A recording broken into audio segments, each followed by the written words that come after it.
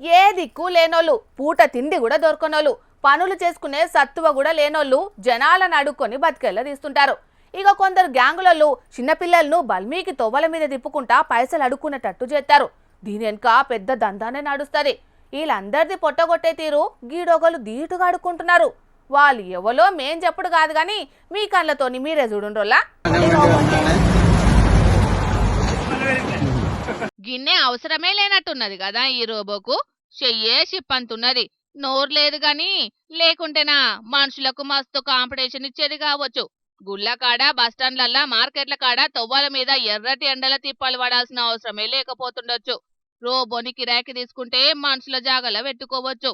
ఆడుకునేటందుకు Rica ఉంటది. పైసల గలగలతోని చెవులు గిల్లుమనేటి.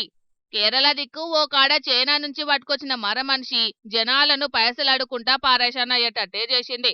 అసొంట పోతున్న పబ్లిక్ జాన్ జిగ్రి దోస్తులైనట్టే టాటా చెప్తున్నది. చేతుల చెయ్యి కలిపి మంచేనా అని అడుగుతున్నది. చిన్నపిల్లగాళ్ళు మర మనిషిని చూసి గజ్జున వణికిండ్రు. ఇంత డేంజర్ ఉన్నదని గుబులు పడ్డారు. కేరళ దిక్కు ఓగన్నా దీన్ని చైనాకెంచి పట్టుకొచ్చిండట.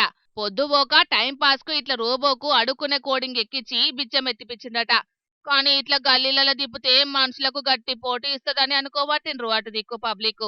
యాచకుల సంఘమోళ్ళు మీటింగ్ పెట్టి రోబో వీళ్ళ ఏరియాలో అడుక్కోకుండా ఆలోచన కూడా చేస్తుండొచ్చు అని అనుకోబట్టిండ్రు అక్కడి జనాలు.